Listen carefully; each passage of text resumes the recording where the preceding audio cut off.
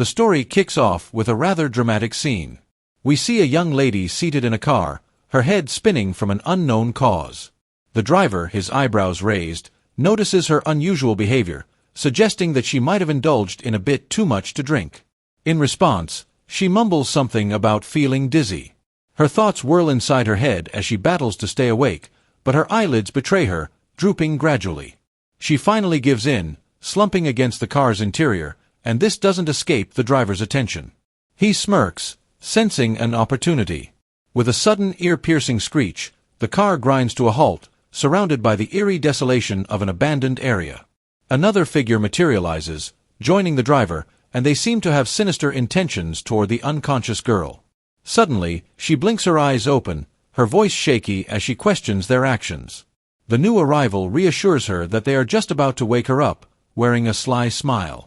The driver, his tone laced with menace, advises her to stay still, promising to give her a good time.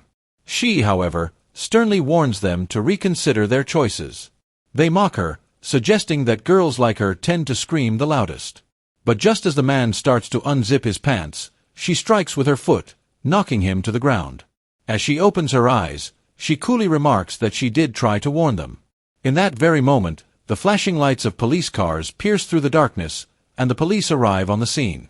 A frantic lieutenant calls out her name, rushing to her side, horrified by the bloodstains on her body. He sighs deeply, seemingly familiar with her penchant for getting into such situations. His fellow officers gather around, curious about the mysterious woman, and one of them identifies her as Sergeant Hana Lee. She's a renowned counterterrorism agent, plucked from a special missions unit by a private military company. Her track record boasts of never failing a mission, making the bounty on her head astronomical. They also mention her twin brother's involvement in the intelligence service, adding an intriguing layer to her already legendary status. One cop wonders aloud about the sibling duo's dual roles in a private military company and intelligence service, pondering why she's in Korea and if she might join their team. Meanwhile, the lieutenant scolds Hana, reminding her of his strict orders not to kill anyone. Unfazed, she maintains that she didn't kill anyone, though he's skeptical, given the state she left her assailants in. She explains that she was intoxicated and had to act in self-defense, albeit somewhat excessively. She hands over crucial evidence, including a burner phone used for recording and the knife wielded by the attackers. She emphasizes the recording from the crime scene, asserting that their actions amounted to attempted murder and robbery. She adds that considering the heinous acts they subjected her to, they could face charges of sexual assault and intimidation as well. Hana stares at the lieutenant and demands his shirt, contrasting how clean it is with her own blood-soaked attire. Reluctantly, he hands over his shirt as they arrest the assailants. He expresses gratitude for her role in apprehending them, acknowledging that without her, they might have escaped justice once more. However, Hana, ever the pragmatist, prefers cash over words as her compensation. She hints at the lieutenant's promising future, given these arrests, and he eventually agrees to treat her once he receives his next paycheck. As they head towards the police car, she pleads with him to keep her involvement in the incident a secret because no one should know. Curious, the lieutenant inquires about Hana's brother, Dui. She replies that he's been on a whirlwind tour, listing off several places he's visited over the past 2 months. She mentions that he mentioned going to Cambodia just last week. The lieutenant remarks on her brother's quick transition to real missions following his service with the underwater demolition team. She lauds her brother's intelligence, especially in the midst of intense assignments with the overseas narcotics investigation team. Suddenly, Hana's phone rings with a Cambodian number, and she wonders if it could be her brother. She answers, and the caller identifies themselves as a representative of the National Security and Intelligence Service. A chill runs down Hana's spine even before she hears the caller's voice. The caller delivers the devastating news that her brother, Dui, did not survive his last mission. The police lieutenant watches Hana, wondering when she'll finish her phone call. He notices her anger and hears her shouting at the person on the other end. Concerned, he walks over, realizing that Hana is really upset. She firmly believes the caller is lying and adamantly insists that there's no way something bad could have happened to her brother. Suddenly, Hana starts choking, and she collapses to the ground, sobbing uncontrollably. The pain she feels is so overwhelming, it's like a mix of being physically hurt and blinded, and it all feels like a terrible nightmare. Back at home, Hana recalls a memory from her childhood with her brother. He had promised to protect her from anyone who might hurt her when he grew up. She jumps up from her bed, looking at a photo of them together, and declares that her brother is the reason she returned to Korea. All of a sudden, she hears a sound and starts searching for its source. After some searching, she finds a ringing phone. Hopeful that it might be her brother, she answers the call and realizes it is indeed him. She urgently asks him where he is and what's happening, but the signal is so weak that she can barely hear his voice. Because the connection is so bad, she pleads with him to just give her his coordinates. He utters words that sound like a warning about someone called Renti and the threat of being killed. Hana insists on taking action and instructs him not to hang up but to remain silent so she can track his location. She forces herself to calm down, reminding herself that the agency said he was dead, yet he's still alive. She realizes he must have used an untraceable device to call her, meaning he's in serious trouble. She knows she needs to get to Cambodia as soon as possible, or else she might actually lose her brother. In a different scene, on the island of Sicily, Italy, a young man emerges from a pool, running his hands through his wet hair. This man is introduced as Giulio Parenti, the leader of the Sicilian Mafia, also known as the Capo. He receives news of something happening in Cambodia. When he asks who was in charge, he's told it was Niccolò and that Niccolò was shot and killed at the scene. Without hesitation, Giulio orders his men to prepare everything because they're leaving. He smirks, convinced that someone is waiting for him. In the next scene, a man named Tai-jin calls Hana, his voice trembling with sorrow as he apologizes for not doing a better job protecting Dui. Hana, her voice stern, tells Tai-jin to stop crying and answer her question. She then asks him a crucial question: where is her brother's body? Tai-jin's response is shaky as he explains they couldn't find Dui's body due to a bomb explosion. He speculates that Dui might have taken something that belonged to the mafia, and they might have tried to eliminate him using a suicide bomber. Hana wastes no time and instructs Tai-jin to meet her at the main exit of Phnom Penh Airport by 9:20 a.m. local time. This surprises Tai-jin, and he asks if she's planning to go there. Hana's determined reply is that since they never found the body, she's going to search for her brother as if he's still alive. On the bustling streets of Phnom Penh, Cambodia, Hana waits anxiously after arriving in the city, hoping to meet Tai-jin. He finally arrives and guides her to a location, revealing that he has arranged for a tuk-tuk. Tai-jin Choi, a member of the National Security and Intelligence Service, was Dui's closest colleague. Hana inquires about his car, but Tai-jin explains that he doesn't have it today because he's off duty. Suspicion creeps into Hana's mind as she questions why he stopped by his office. He stammers, scratching his neck, and mumbles something about having something urgent to handle.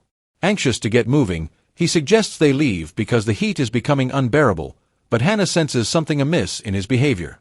As they ride in the tuk-tuk, Hana hands Tai-jin a phone, informing him that she needs the coordinates for the last place he saw her brother. Nervous and sweating, Tai-jin stammers as he takes the phone and mentions it was 75 kilometers north of their current location, towards Siem Reap, in an ordinary village. Tai-jin then voices his concern, advising Hana not to get involved like this, as it could lead to complications if their colleagues at the intelligence service find out. However, Hana ignores his caution and begins a barrage of questions about Dui, his last mission, who he had been in contact with, the type of drugs he carried, the clothes and shoes he wore when the bomb went off, and even the mode of transportation he used. Hana makes it clear that Tai-jin will provide all the details, or she'll show him just how complicated things can get. Tai-jin reluctantly agrees, declaring that this will be the last time he does something like this. They are now in Dui's apartment, both Hana and Tai-jin sifting through the contents of the fridge. Hana's memories of the neat and orderly apartment flood back to her. The meticulously arranged drinks are just like her brother, a perfectionist in every way. But no matter how much she thinks about it, his death doesn't fit his personality at all. Tai-jin begins to explain their recent investigations. He and Dui have been tracking a new drug called K947A, with a focus on tracing its distribution by the Italian mafia. He reveals that this drug is tricky because it can easily be disguised as a medical substance, unlike most hallucinogens. But then, he mentions that he lost contact with Dui just before they were supposed to meet at the rendezvous point for the drugs. When he finally caught up to Dui, he demanded an explanation, only to discover that Dui had decided to go solo. The revelation that Dui had a connection with the mafia leaves Tai-jin baffled. Listening to Tai-jin's story, Hana feels a twinge of doubt. She can't be entirely sure if she should trust him, especially given his earlier behavior and responses. There's a lingering suspicion that he might have already informed his superiors about her presence. For the time being, she decides to maintain a cautious distance from him and extract as much information about her brother as possible. She knows she has to be exceptionally careful now, considering that even her brother's home might have been compromised. With great deliberation, she turns on the television, cranking up the volume to its maximum setting. This is a tactic to thwart any potential eavesdropping devices that might have been planted in the apartment. Hana observes that her brother detests disorder to the point of obsession, and whoever has been here clearly knows that. However, they haven't quite gotten all the details right, such as the alignment of the drink labels and the arrangement of clothes hangers. Determined to uncover any clues her brother might have left behind, Hana goes into his room. There, she recognizes a hidden projector that he had once shown her. It cleverly masquerades as a regular lamp. As she wonders when he had set up this elaborate contraption, she finds herself facing a reluctant decision. She has to reach out to someone she had never planned on contacting again. Things are indeed getting interesting and intense. Hana picks up her phone and dials a familiar number. The voice on the other end answers with a cheerful greeting, but she remains silent. After a brief pause, he playfully asks if she's gotten drunk and dialed the wrong number, just like she used to do with an old lover. She responds briefly, asking about his well-being, with no pleasantries exchanged. It's revealed that his name is Logan. He questions her presence in Cambodia, surprised by her sudden appearance. She, in turn, expresses suspicion, suggesting he might be an ex-lover or a stalker. Logan, with a mischievous grin, admits he's missed her and jokingly hints at his love for keeping an eye on her. Hana eventually discloses that she needs his assistance, promising to provide information about a case she's currently working on in return. She tantalizingly hints that he'll be pleased with what he sees. Logan's curiosity increases as he inquires about the nature of the case, to which she responds that it involves the mafia, specifically Giulio Parenti of the Sicilian Mafia. Without hesitation, Logan accepts her request and assures her he'll join her soon, asking if there's anything else she needs. She requests her old stock of weapons. In the next scene, we're introduced to Valentine's Day, a private military company specializing in high-risk missions.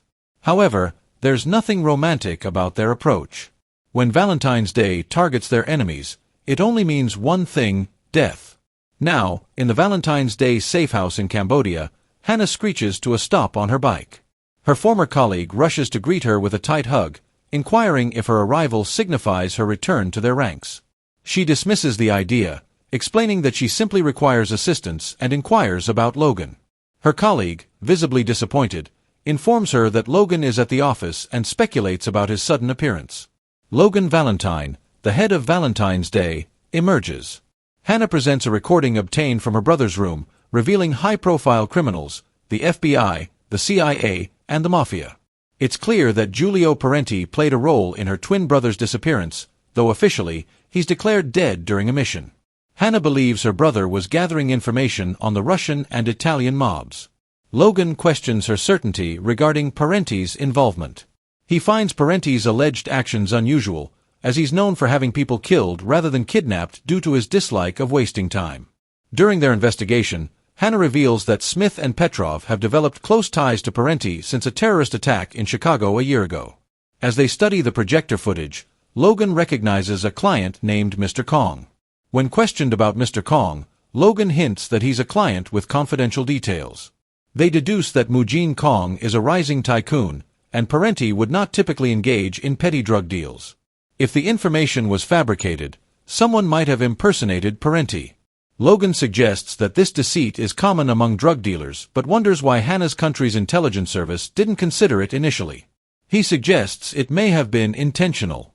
A man enters, apologizing for the interruption and referring to the intelligence they received that morning.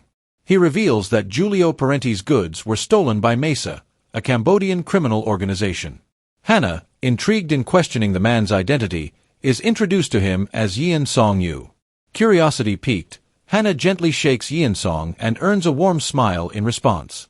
He reveals his Korean descent and willingly offers to assist her during her stay in Cambodia, finding pleasure in encountering a fellow Korean in this foreign land. Back at the house, Tae-jin anxiously searches for Hana, worried about her safety. Just as his concern peaks, she suddenly walks in, and he immediately scolds her for going out alone, emphasizing the dangers of the area. They enter the house, where she grabs a bottle of water, drinks it hastily, and slams the empty bottle onto the table. Concerned for her well-being, Tae-jin suggests accompanying her if she needs to go anywhere, fearing for her safety if she continues to wander alone. Hana then leans against the table, her demeanor tense, and admits there's much she doesn't understand about her brother's case and about Tae-jin himself, despite their long acquaintance. With determination in her eyes, she pulls out a gun, cocks it, and points it at Tae-jin, urging him to make the right choice. She questions the information he provided, noting significant gaps, especially in the surveillance video.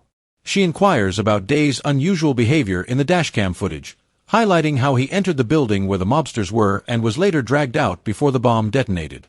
She raises doubts about why the perpetrators would showcase her brother's face on camera if their intent was to kill him, suggesting that it might have been staged. She further reveals that the intelligence service declared Dae dead based solely on the video, which isn't even the original version but rather an edited one. Hana turns her attention back to Tae-jin, her gaze unwavering, and demands to know if he has an explanation. Tae-jin stammers as he admits that they found a body with a damaged suicide vest, making it impossible to conduct an autopsy. He explains that they identified the body as her brother's due to the presence of his dog tag. Keeping the gun trained on Tae-jin, Hana declares that, from this moment forward, he's an accomplice to the case.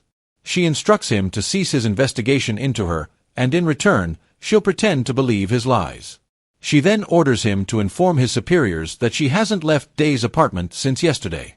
Tae-jin reluctantly agrees, and Hana nods while signaling her partner Yeon-song-yu to intervene. Yeon-song swiftly incapacitates Tae-jin, remarking, "What a heartbreaking betrayal." Hana retorts that it's still too early to label it a betrayal and that they'll have to wait and see how the story unfolds. In the next scene, we see Hana riding a bike, and Yeon-song inquires if she's planning to leave. She reveals that Logan provided her with the coordinates to the safe house and suggested that the Cambodian crime syndicate might target it. Yeon-song acknowledges the strategic importance of the location and advises her to maintain a low profile until receiving further instructions, as Parenti is likely to make a move due to items stolen from him. Determined to get ahead of their adversaries, Hana resolves to sneak into the safe house. Yeon-song expresses his interest in her romantic life, asking if she's seeing anyone. She confirms that she is, and he playfully concedes, promising to step back. He bids her farewell and wishes for her safe return. As she speeds away, Yeon-song reflects to himself, finding the situation quite intriguing and lamenting, "What a shame." Hana has finally reached the Valentine's Day safe house. She takes a moment to soak in her surroundings, reflecting on the history of this place. It's a hub of preparation for some imminent operation, with weapons neatly arranged and ready for action. Her mind swirls with thoughts of what her brother has gotten her into, and she clings to the hope that he'll send her some sign of his continued existence. Her reflections are interrupted by a call from Logan, checking on her status. She reassures him that everything seems quiet on her end, almost eerily quiet. Then, a question that's been nagging at her surfaces: is Yeon-song-yu really a part of Valentine's Day? She noticed he wasn't wearing their distinctive badge. To this, Logan remains silent, offering no clear answer but mentioning a challenge posed by someone named Lou. Hana, caught off guard, asks about Lou, a name she's never heard before. Her nerves are rattled as Lou suddenly appears, prompting her to reach for her gun. With her weapon trained on him, Lou introduces himself as Edward Liu from the U.S. Logan, still on the call, reminds her of his earlier warning about Lou's presence, and she abruptly ends the call. Lou's unexpected appearance leaves Hana puzzled, and she demands an explanation. He playfully suggests he thought she might be bored, but when she presses further, he admits to having personal business in Cambodia and a score to settle with Mesa. Mesa, he reveals, is the syndicate he's investigating, one of the drug cartels tightly gripping Cambodia. They not only stole from Parenti but also committed a murder link to the Sicilian mafia. Hana, bewildered by Yeon-song's involvement, seeks reassurance that Lou won't interfere with her mission. He assures her that he won't be a hindrance and suggests they stick to the original plan. She takes care of Giulio Parenti while he handles Mesa. However, Hana's suspicion lingers. She suddenly grabs Lou's shirt, insisting that he's not a Valentine's Day agent. He chuckles and clarifies that he never claimed to be an agent. He simply offered to assist her during her time in Cambodia. Just as the tension starts to simmer down, Hana's phone rings again, this time with Logan on the line. He informs her that Mesa is on the move and will reach the designated coordinates in 3 hours. He paints a daunting picture, describing a convoy of 40 heavily armed individuals traveling in a trailer, 2 shipping containers, and 6 trucks. Parenti has caught wind of their movements and is pursuing them, leaving Hana with a daunting question: can she handle this formidable challenge? About an hour later, we see Hana plotting with Yeon-song on how to carry out the operation. She mentions her plan to sneak into the trailer and target the tires of the truck in front of it. He inquires whether she intends to hold up the entire group until Giulio Parenti arrives, to which she replies with a firm negative. Hana then proceeds to outline the steps she intends to take. Firstly, she explains that she will detonate the landmine when Mesa appears. Secondly, she would seize the opportunity to sneak into the trailer amid the ensuing chaos. Lastly, she would await Giulio Parenti's arrival. Furthermore, she expresses her intention to opt for a minimal force approach, aiming to create just enough distraction to gain access to the trailer. After her detailed explanation, Yeon-song advises her to stay safe since he's starting to develop stronger feelings for her than he had anticipated. He urges her to begin her preparations. While tracking their targets, Yeon-song informs her that Parenti is among them. Following a brief countdown, they executed the initial step of their plan but noticed signs of life inside the trailer. Swiftly, Hana begins scaling the trailer's exterior to gain entry. She leaps inside and opens fire, narrowly avoiding being overpowered by one of the men, thanks to Yeon-song's timely intervention. She expresses her gratitude to him for handling that particular threat. While they await their second target, Yeon-song provides an update, revealing that the target is moving at high speed and a significant collision is expected. Suddenly, Hana overhears a man talking on the phone. He seems not to desire Parenti's merchandise, expressing regret that he had ever entered into a contract. Just as she eavesdropped, a violent collision occurs, causing the trailer to shake and Hana to lose her balance. Yeon-song repeatedly calls her name, concerned about her well-being.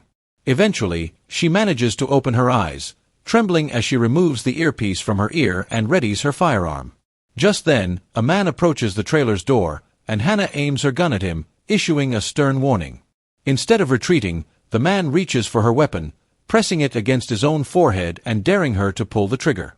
He claims that he had been eagerly awaiting death, then in a sudden and brutal move, he strikes Hana, causing her to lose consciousness. He then lifts her with sinister intent, stating his intention to take her with them to determine if she has any utility. In the next scene, Hana awakens with a sudden realization that her hands are tightly bound. Panic surges through her, and she immediately starts to struggle against her restraints. The man who had picked her up notices her frantic movements and remarks, "It appears you have quite the quick reflexes."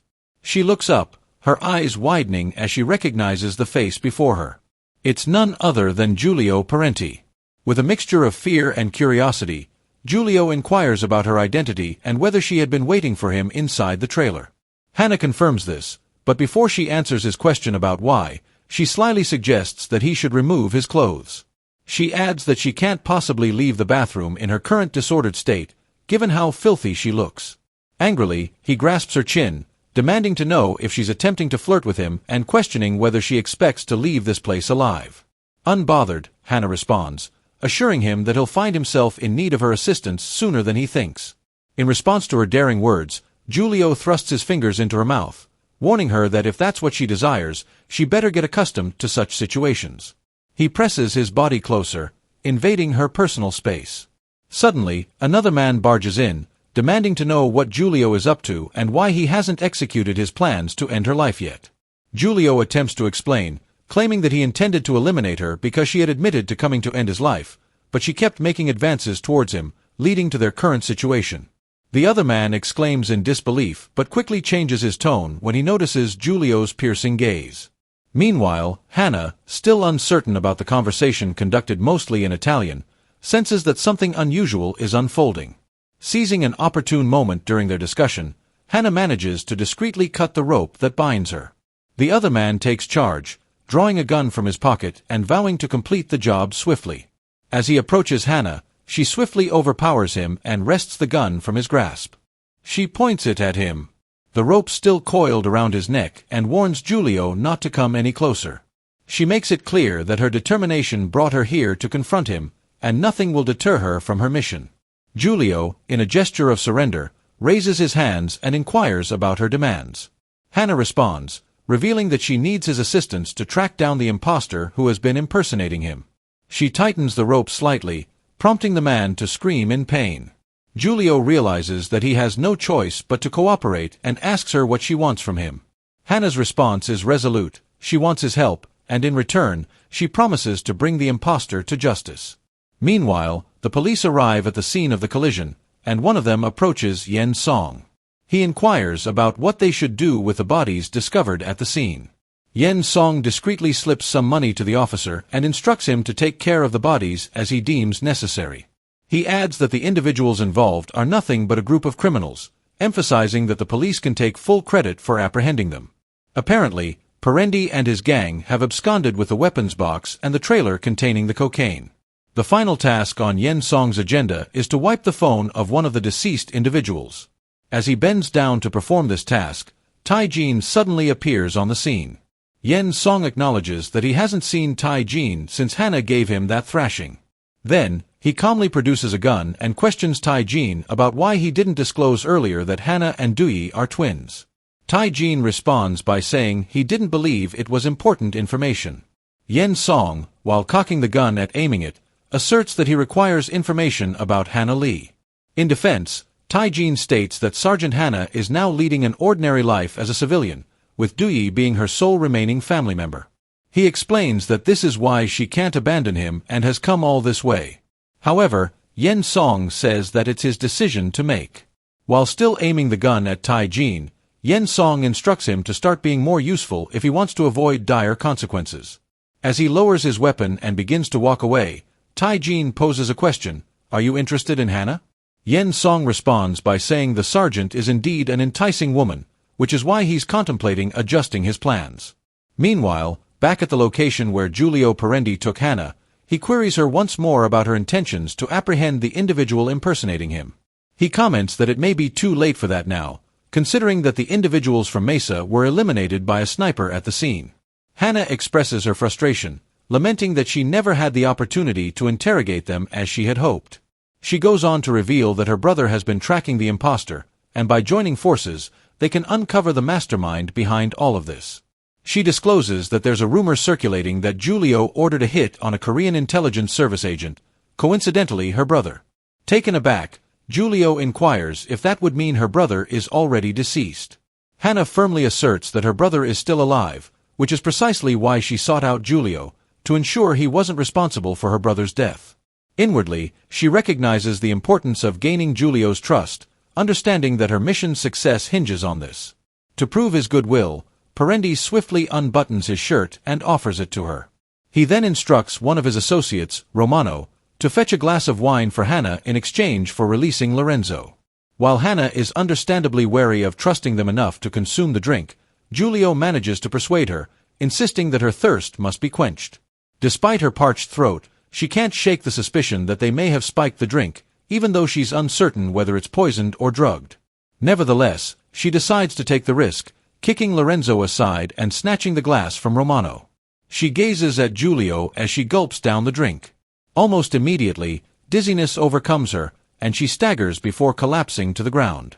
But as it turns out, they had already arranged for a doctor to attend to her. Giulio issues orders for her comprehensive medical treatment, leaving no aspect of her care to chance. In the following scene, Hana is experiencing a terrible nightmare in which she witnesses someone making a chilling promise of revenge against her. Shortly afterward, she jerks away, startled by the vividness of her nightmare.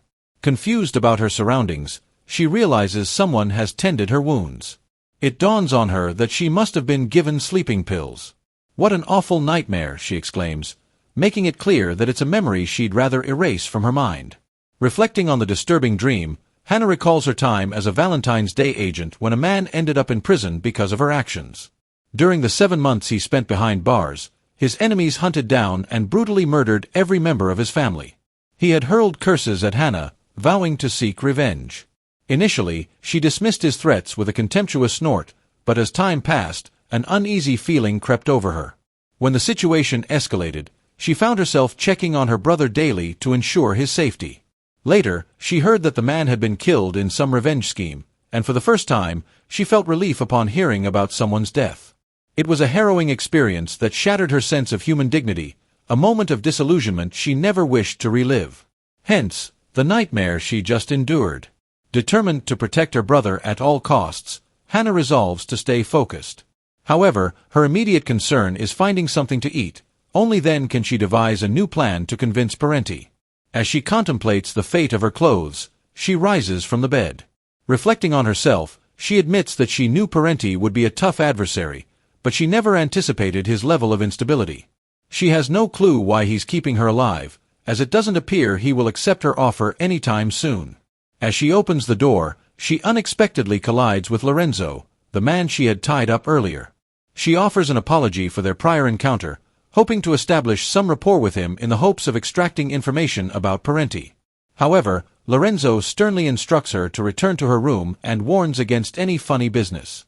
Hana reassures him that she intends to be a model hostage, pleading for him to bring her something to eat, as she's famished and hasn't eaten all day. After some reluctance and contemplation, Lorenzo reveals that their food supplies are little and reluctantly allows Hana to follow him. As he turns, he discreetly connects a microphone to Giulio, enabling him to eavesdrop on their conversation. Curious about her identity, Lorenzo questions if she might be an assassin or a North Korean spy. Hana denies both assumptions, revealing her past as a member of the South Korean Special Forces but admitting that she's now just a bakisu, Korean slang for an unemployed person. Meanwhile, Giulio, on the other end, continues to listen to their conversation while casually lighting a cigarette. As they discuss her identity, heavy rain begins to pour, and several cars arrive on the scene. Lorenzo extends a courteous offer to Hana, inviting her to enjoy a meal with him.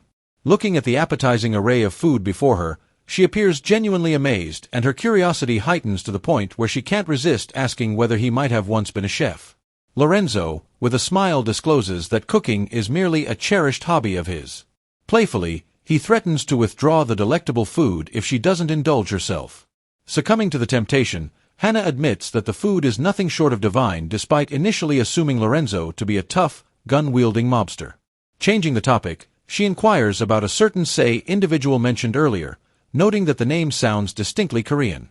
Her curiosity gets the best of her as she probes whether this person might be affiliated with the mafia or perhaps be Giulio Parenti's lover. Lorenzo, savoring the conversation, informs her that Sei is a colleague of theirs and issues a word of caution, advising her never to utter that name in front of Giulio. He emphasizes the importance of not upsetting Giulio excessively. Continuing their conversation, Hana shifts gears and asks Lorenzo if he possesses any information about her missing brother. In turn, Lorenzo poses the same question, inquiring whether she knows anything about her brother's whereabouts. Lorenzo offers a bleak perspective, suggesting that Giulio Parenti is not one to hold people hostage. As he despises the complications that accompany such endeavors, he'd rather eliminate them. Hana, concerned, questions whether Giulio has any intention of dealing with the impostor posing as him. Lorenzo, with a sigh, conveys the overwhelming number of impostors in their world, comparing them to common street hazards. From this exchange, Hana begins to suspect that Giulio may not be genuinely interested in pursuing the impostors, which could mean that he's putting on a show of cooperation to further his own agenda. Recognizing that the intelligence service believes her brother betrayed them, Hana concludes that she must prolong her stay to find evidence that proves otherwise. She leans back in her chair, contemplating what schemes Giulio might be concocting. As they make their way back, Lorenzo, unable to contain his curiosity, asks Hana if she is affiliated with the FBI. Her response leaves him somewhat regretful for asking, but she reassures him that she enjoys being probed with questions. Their casual banter is interrupted by Giulio's unexpected arrival. He playfully suggests that they appear to have grown quite close, insinuating that they might be on a romantic date. Lorenzo, quick to rebut, reminds Giulio of Hana's earlier attempt on his life and jokes that she doesn't quite match his preference for voluptuous blondes. Hana, in turn, asserts that Lorenzo isn't her type either. Giulio, ever observant, notices that she's still wearing his shirt and instructs her to change into something else as they are headed to a funeral. The rain continues to fall as they equip themselves with umbrellas and step outside. They are there to pay their respects to a fallen colleague whose body was recovered in Cambodia. Together, they hold flowers and bid their final farewells as they watch the hearse carry the casket. Emotions vary among the attendees, with some struggling to contain their tears and others openly grieving. In a solemn moment, Hana recites a prayer in Korean, prompting Giulio to inquire about the language. She explains that it is a customary funeral prayer, conveying the wish for the departed soul to find happiness and liberation from death. After the service concludes and the rain subsides, they sit together for a meal. Hana can't help but dwell on her primary objective, maintaining Giulio Parenti's interest.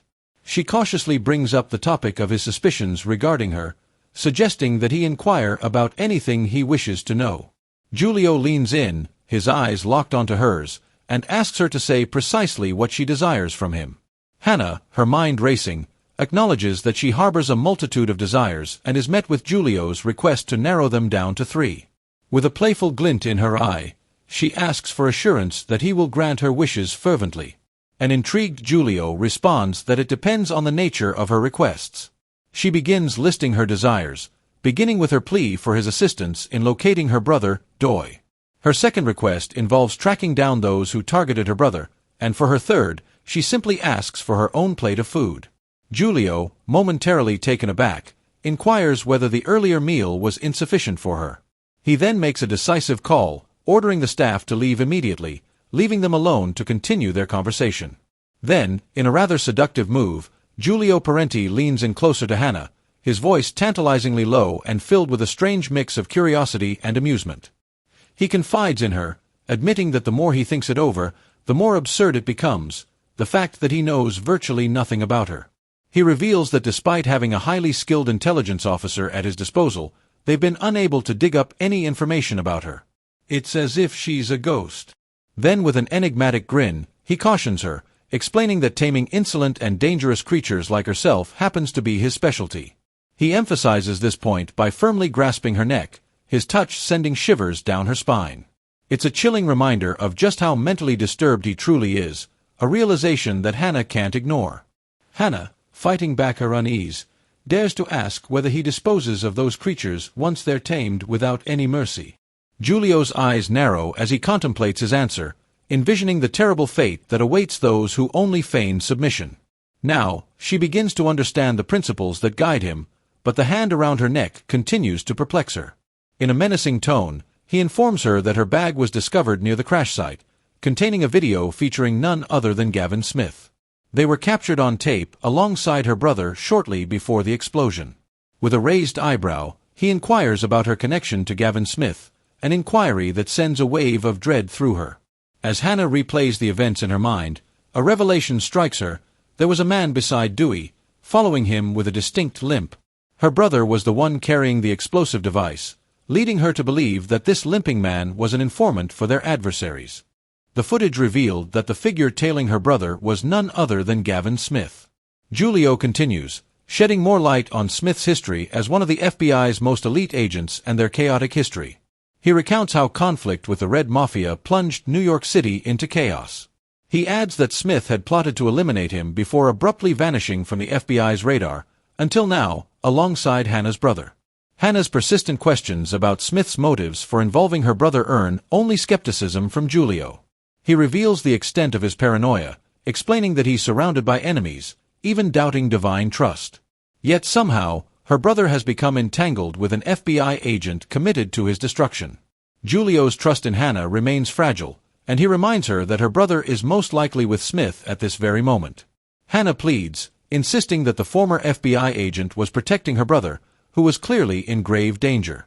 She grabs a knife from the table, her determination clear as she slashes it across Giulio's neck, just enough to make her point. She asserts that, like him, she values family above all else and will stop at nothing to protect her brother. She dismisses the rumors circulating about her brother's loyalty to the agency. Giulio, unfazed by the cut, shifts his focus back to Hana, probing her identity and intentions. He demands to know why he should trust her, a stranger, an enigmatic entity he can't quite decipher.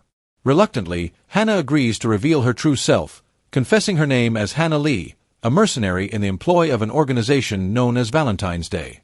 She also mentions her alias, One, fully aware that Giulio might be clueless about its significance. As Hana shares this information, Giulio's intrigue deepens, a dangerous spark dancing in his eyes. He can't contain himself any longer and seizes her hand, drawing her closer for a passionate kiss that leaves her trembling. Suddenly, Hana pulls out the knife once more and plunges it into Giulio, his surprising reaction being a daring challenge for her to push it in further. In a chilling twist, he admits that he may develop a sinful fascination with her.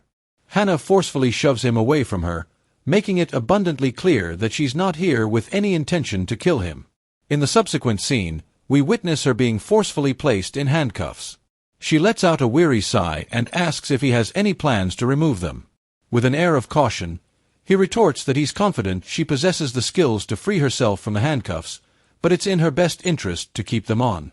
While the doctor diligently continues to stitch up the knife wound she inflicted on him earlier, Giulio leans in closer to Hana, informing her that revealing his plans for her if she escapes will have no purpose.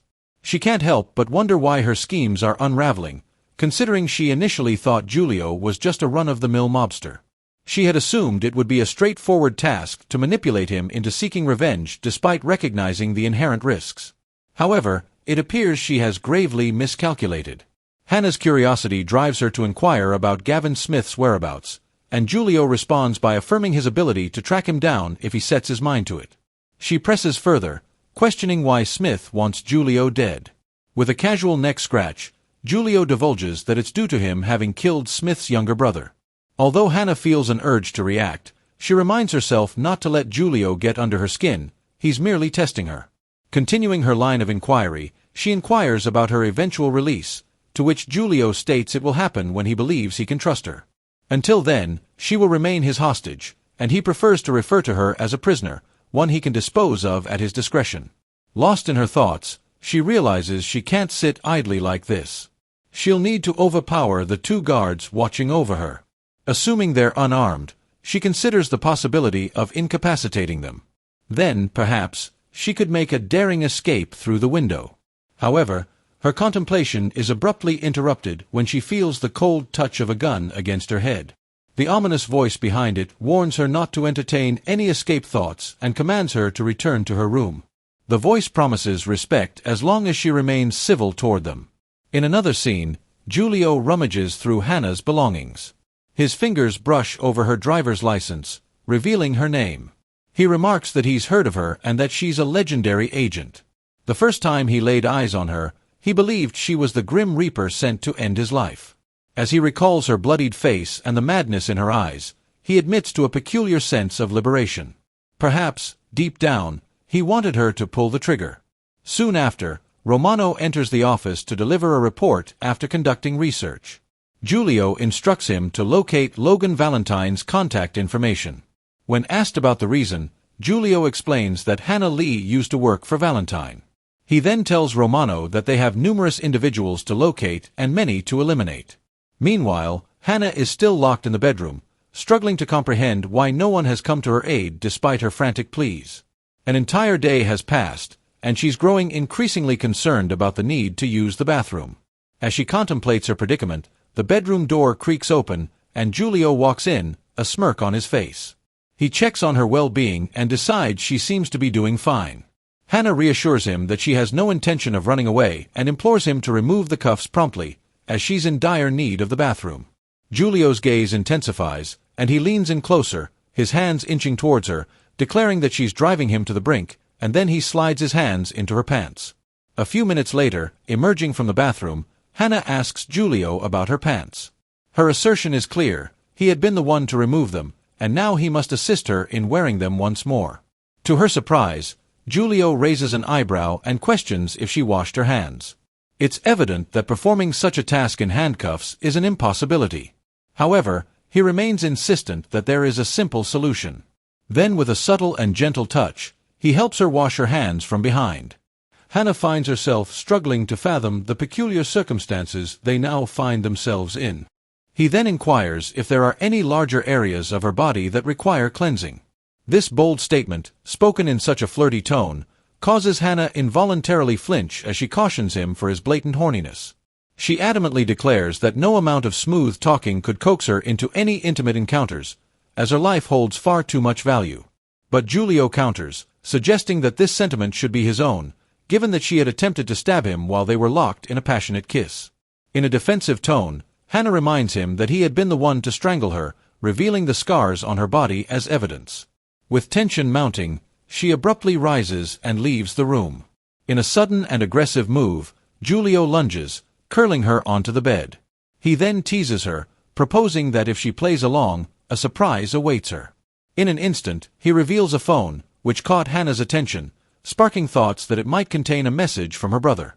Determined to seize the phone, she attempts to snatch it from Giulio's grasp, but he quickly slips it back into his pocket, advising her to maintain a cooperative attitude. Faced with this challenge, Hana contemplates various strategies to retrieve the phone, then ultimately resorts to kissing and caressing Giulio. He stands in total silence for a moment before instructing her to put on some clothing and follow him.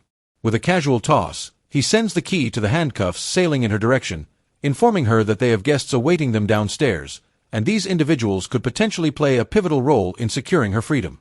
Hana pleads with Giulio, desperately asking him to grant her just a moment to glance at the phone, as she is eager to discover the contents of the text message. In response, he chides her, reminding her to appreciate the fact that he even returned her phone and teasingly questions whether she wants him to take it away again. As they go down the staircase together, she raises her concern about their current appearance, worried that if people see them like this, they might form misconceptions. Sure enough, as they encounter acquaintances on their way down, the friends playfully ask why Hana is so closely linked to Giulio, clearly misinterpreting the situation. With a wry smile, she jests that she's currently his captive, and Giulio retorts that letting her roam freely would endanger his subordinates. Hana then turns her attention to Logan, questioning the presence of all three of them in this location. He explains that Mr. Parenti contacted them the day before and expressed his concern for her well-being. Hana, in response, boasts about putting up a fierce fight and even managing to drive a knife into Giulio Parenti's shoulder. Giulio, sensing the need for a direct conversation, wastes no time and proceeds to ask a series of pointed questions. He begins by inquiring if Hana Lee is the agent known as One. Logan confirms that there was a time when she used that alias but assures Giulio that she is no longer affiliated with the FBI. Parenti decides to entrust the responsibility of guarding Hana to Valentine's Day, and Yen Song volunteers for the task. However, Hana vehemently objects, forcibly taking Giulio's drink from his hand and reminding him that this is her business, and he should refrain from involving others. Undeterred, Giulio attempts to take a sip from her hand but is met with a shattered cup on the floor. This incident reinforces his decision not to involve his men in guarding her, as even mobsters like them value their lives. Turning his attention to Yen Song, Giulio inquires about his name, confirms his hiring, and pours him a drink with a sly smirk. Then he watches as Yen Song gulps down the drink. In the next scene, Hana feels a surge of relief as they finally remove the cuffs from her wrists and return her belongings. She recalls Giulio's warning about obeying her guard to avoid landing back in handcuffs, and annoyance bubbles within her as she finds him truly exasperating. Determining to keep her composure, she decides to inspect the phone he handed her, hoping to find a message from her brother. To her bewilderment, she's greeted by a peculiar image of her brother's feet, leaving her wondering if he accidentally snapped a photo of the floor. Curious as a cat, she begins to sketch the image onto a piece of paper. She soon realizes that the floor's design is far from ordinary. As she puzzles over the image, Yen Song enters the room, peering at the phone screen alongside her. He nonchalantly suggests that it must be Mun Shipping Company. Confused by his statement, she inquires about what he just mentioned and how he could identify the company solely by the floor design. Yen Song reveals that he wasn't examining the floor, but rather the logo within the picture. If the photo is authentic, it implies that her brother may be trapped on a ship at this very moment, and the company in question, Mun Shipping, is under the control of a man named Mujin Kong.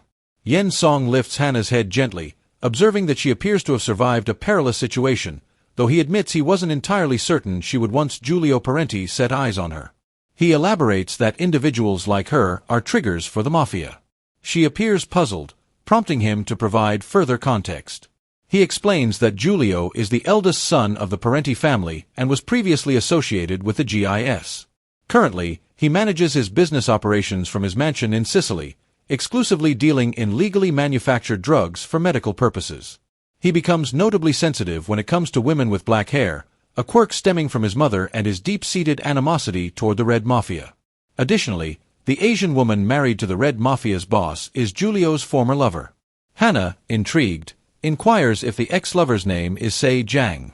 Yen Song confirms that she bears a striking resemblance to Sei Jiang.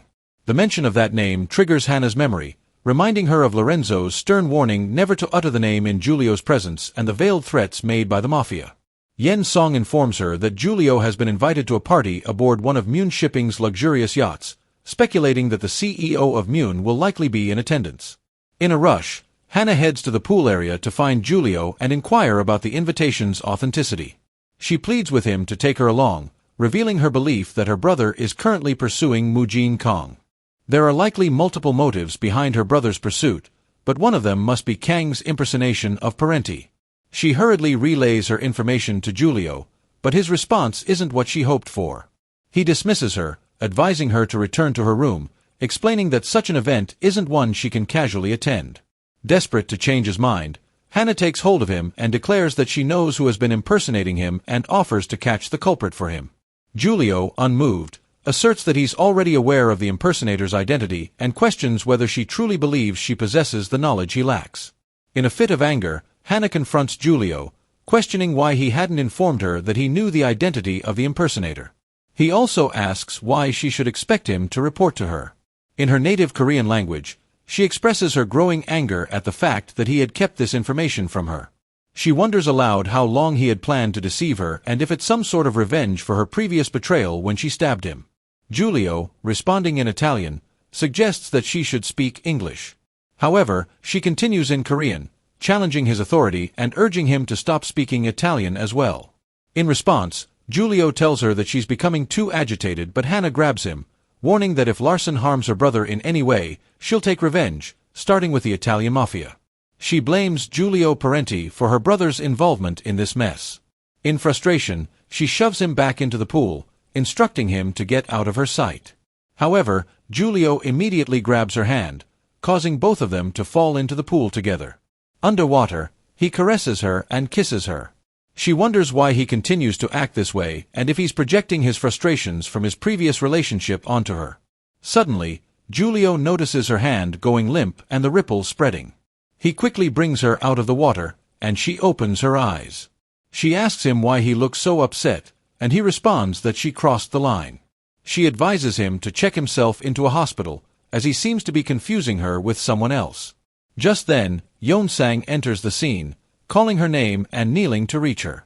He can't believe she ran off after telling him she was going to change. When she asks if he was looking for her, he admits that he missed her. Giulio suddenly wraps his hand around her and asks if she really wants to attend the party. If so, he suggests she go as his date, which would grant her the freedom to do what she needs to do. He reassures her that few people would be foolish enough to mess with his woman. Excited, Hana asks if this means he'll accompany her to the party, and he confirms it. He also mentions that he's feeling a bit under the weather and asks for her assistance since he's doing her a favor. Surprised, Hana inquires if Giulio is feeling sick. She finds it hard to believe that he, of all people, would fall sick. Meanwhile, Yeonsang, noticing what is happening, gets up and leaves their presence. Giulio informs her that they will be heading out tomorrow, so she should be ready. She inquires about their destination, and he replies that, if he recalls correctly, she wants to attend a party. He hopes she's not planning on going looking like that. In the next scene, we see Giulio taking Hana shopping in anticipation of the party. She points out a particular skirt and top, stating that she'll take those. However, selecting clothes is the easy part. All she needs is something that will hide her weapons and provide easy access to them. Giulio appears behind her, whispering that she'd be better off going to the party naked. She retorts, mentioning that he's probably aware that she has a pretty banging body, so she'll look amazing in anything. She also picks up a pair of heels, and Giulio rushes her to go. Despite her insistence that she's not done shopping, he tells her not to even think about wearing the stuff she just picked out. She even informs him that anything she puts on will automatically look luxurious. She then asks Giulio if he'd like to have coffee, to which he agrees, but only if they have espresso. Inside the coffee shop, he tells her that he knows this seems like fun and games, but she should tell him exactly what she wants from him. Hana notices that he's going easy on her at the moment, so she must take advantage of the opportunity because she needs him. He brings to her attention what he observed a while ago, that she doesn't seem to be scared of him. "Why would I be scared of you?" she asks, also inquiring if he doesn't know what an orphanage is. Her statement prompts him to ask if her parents passed away when she was young. She then reveals that she never had parents to begin with because she and her brother were born in a motel. She guesses that the woman who gave birth to them couldn't bring herself to kill them, so she just left them there and ran off. Ever since then, the most precious thing in her life has always been her twin brother. Giulio comments that it's quite a contrast to his own siblings because they are always looking for a chance to slit each other's throats. Suddenly, he rises up and states that the preparations are complete, including her clothes, shoes, accessories, and all the things she'll need. He adds that everything is waiting for her back at the villa. Confused, she asks him what they have been doing this whole time, and he responds, saying he never said they were going shopping. All he asked was if she was planning to show up to the party looking a mess. She hisses and asks him why he has been following her around silently this whole time, and he says it was amusing, plus he wanted to get some fresh air. He glances at her and says it also looked like she was having fun, and then he smirks. In the next scene, we see Yen Song engaged in a phone call, with the caller expressing curiosity about his current situation.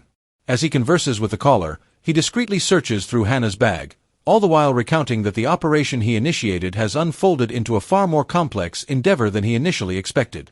Additionally, he confides in the caller about a colleague's recklessness, specifically mentioning the daring use of Giulio Parenti's name. Yen Song assures the caller of a prompt return call, as he must investigate further. Meanwhile, a question lingers in his mind. Did Hana take the flip phone with her? It had appeared that she was using it to track her brother's whereabouts. Just as he ponders this, Hana enters the room, her inquisitive gaze falling upon him. She expresses her uncertainty, pondering whether he had waited alone for her to return or if he harbored sinister intentions.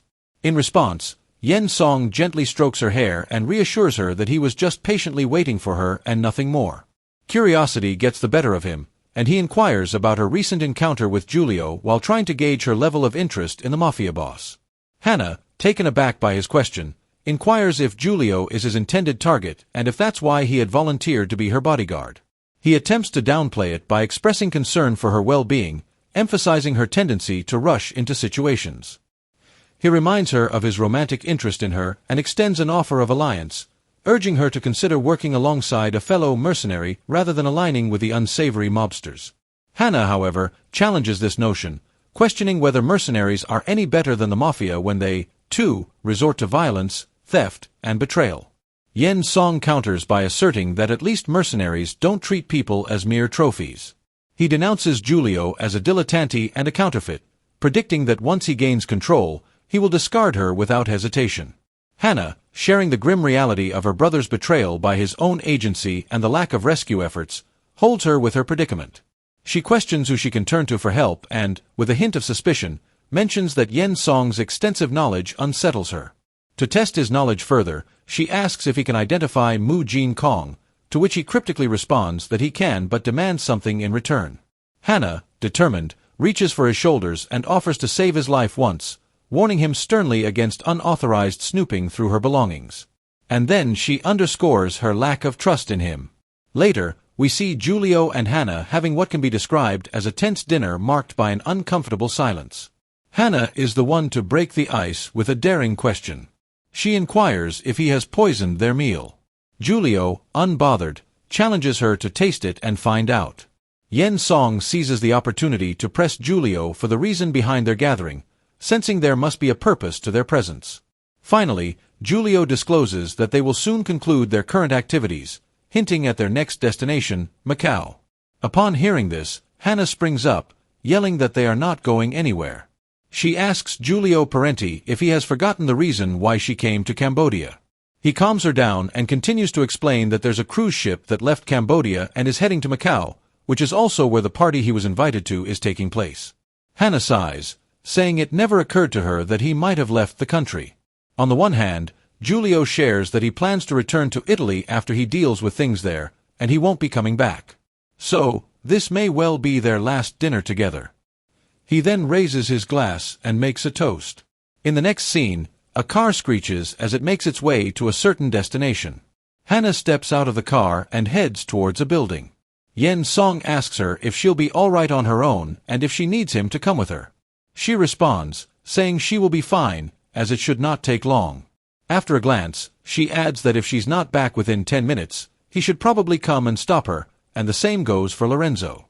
Before leaving Cambodia, Hana plans to take stock of everything that has happened so far. The fact that her brother Dui has managed to hide himself so completely suggests he had someone helping him. In fact, they might have teamed up for an undercover investigation to look into something involving Giulio Parenti and Mujin Kong. There's one last thing she needs to check, which is where she's at now, Tai Jin's house. She sneaks up on him after he has just finished taking a call. Startled, he asks her how long she has been standing there, and she, in return, asks him if he's trying to run away. He immediately reaches for his gun, but unknown to him, Hana already has it in her possession. She asks him why he's so jumpy and acts as if he has done something wrong when she should be the one feeling guilty.